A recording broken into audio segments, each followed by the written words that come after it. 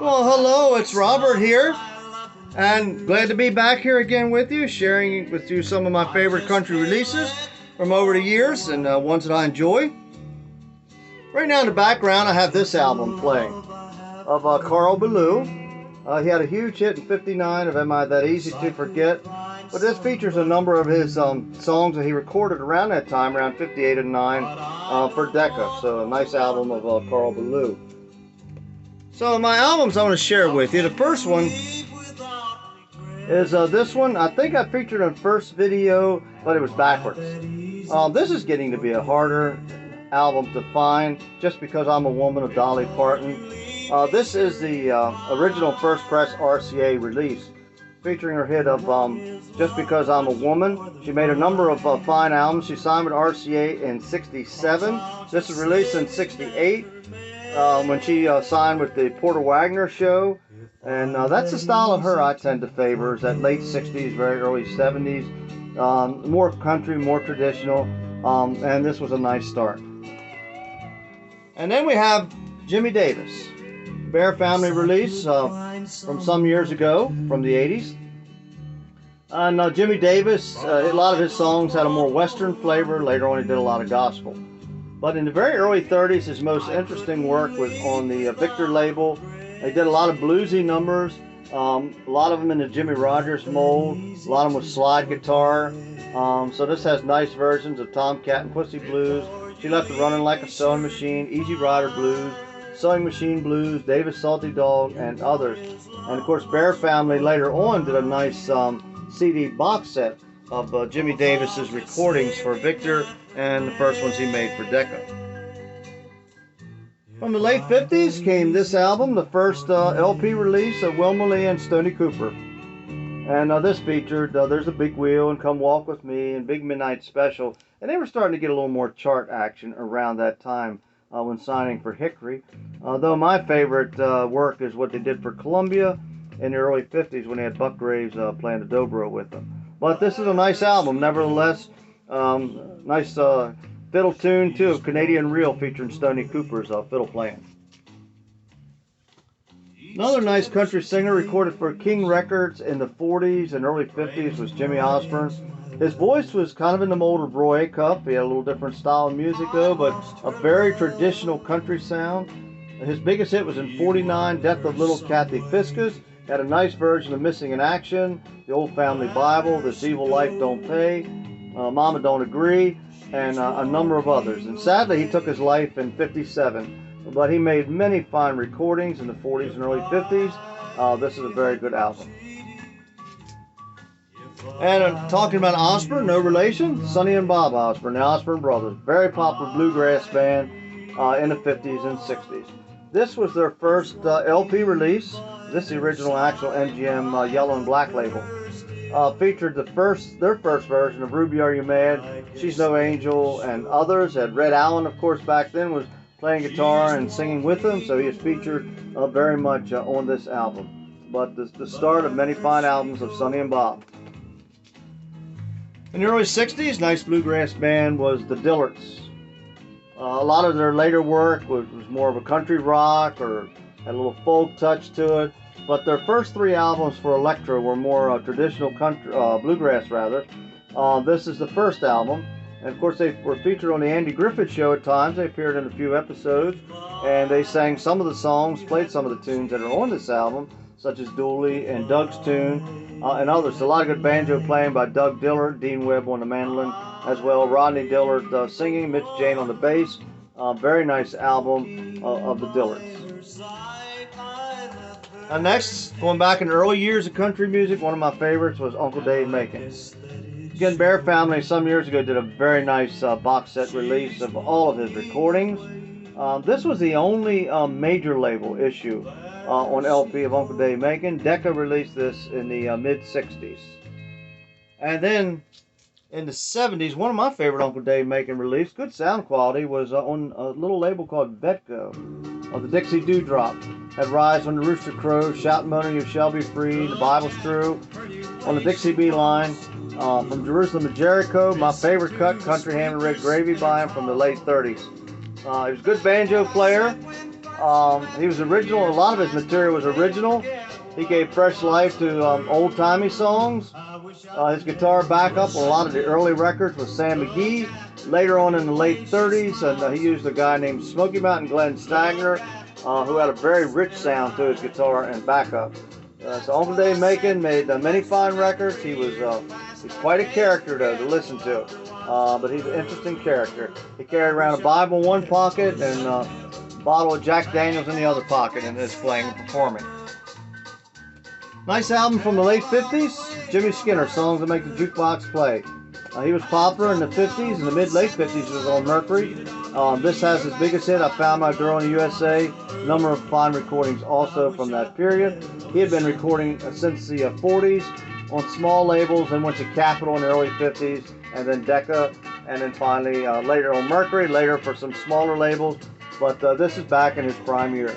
Had a sound, singing was a little closer to Ernest Tubb, but he's had his own style. He's kind of quirky a little bit, but good songwriter, and had good material. And then a nice Chet Atkins album from the late 50s. This is from 58, Mr. Guitar. His work in the 60s, he made a ton of LPs, but they all seem to be overproduced, over-recorded. But in the 50s, he still used minimal backup, so you heard more of his guitar playing and had a more liveliness to it. I consider this one of the last of the good Chet Atkins albums. This came out in 58, and it featured Rainbow and Country Style and a remake of Country Gentleman from that time. But it's still a good album. The backup is minimal, and you hear a lot of his guitar work. There's not a lot of extra instruments on this, so it's a nice album, Chet Atkins. Hilltop was a budget label, released a lot of albums in the 60s. On their Webb Pierce, Maddox Brothers and Rose, and Hank Locklin albums, they tended to overdub them, and it kind of ruined them. Sometimes they got it right. This was one they did. T. Texas Toller, who was popular in the late 40s and early 50s. He had a hit with Remember Me, and also 1010 Tennessee Line, Golden Wristwatch, Courtin' in the Rain. These are the authentic. They're not overdubbed. It's a good album. Get it in mono. But T. Texas Toller's great hits. In the late 50s came this one of Kitty Wells. This basically was a collection of her early 50s singles, divided by two. I Heard a Jukebox Playing, Lonely Side of Town, and others, but featuring that early Kitty Wells sound. And Homer and Jethro. This is one of their King albums. There's two King release albums of them. They had a nice style in King. It was basically just guitar, mandolin, bass.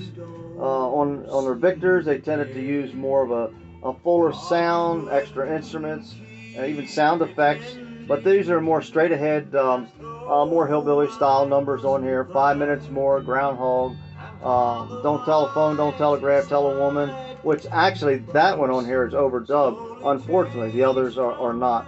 But a real fine Homer and Jethro, that earlier style of theirs.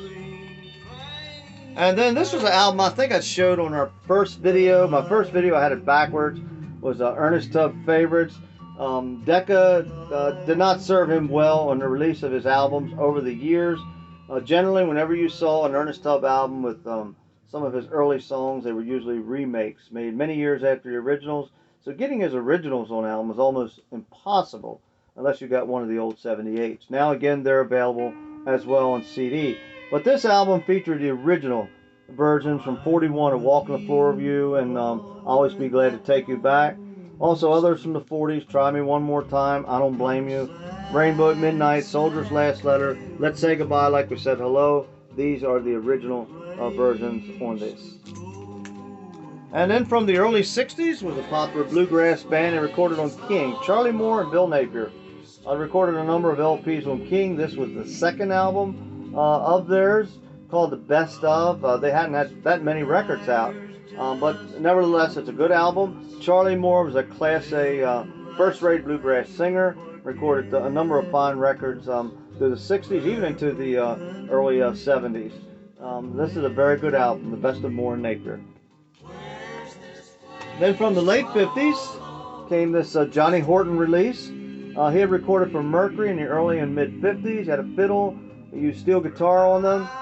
His Columbias, it seemed like in the mid-50s on, he found his groove a little more and his sound picked up. These are fine records though.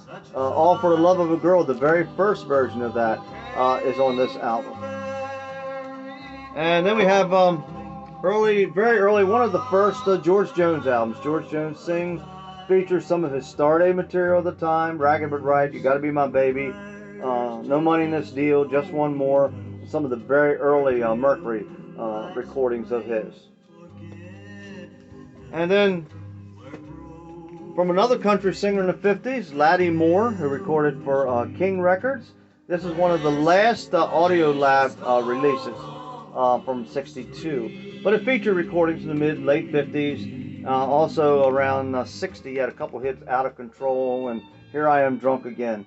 And they are on this LP as well. There's another LP which releases more of the early 50s King material called The Best of Laddie Moore. And then finally, a real gem of an album, Ray Price's Greatest Hits. Greatest Hits albums many times have been taken from songs that were released on other albums. This was not the case with this. This is the original mono release and was the first release on LP of things like Heartaches by the Number, The Same Old Me, One More Time, My Shoes Keep Walking Back to You, City Lights, You Done Me Wrong, I've Got a New Heartache, or Invitation to the Blues. Many of those. That's the first release of those. This album is a gem from start to finish, so always look for this one. So that's all I have for today. Hope you enjoyed that. Enjoy those country releases. They're not the cheapest to get, but I think they're the best. And it might lead you to look into some of these and say, I'd like to hear some of that. Or you may say, I already have that record. But if you enjoyed this, please let me know. I appreciate the comments. I appreciate your attention very much. Thanks for taking the time out to listen to me and to look at some of these old treasures, as I call them. And I will look forward to talking to you again. So please take care. Enjoy the rest of your day. And we'll talk to you again then. Bye now.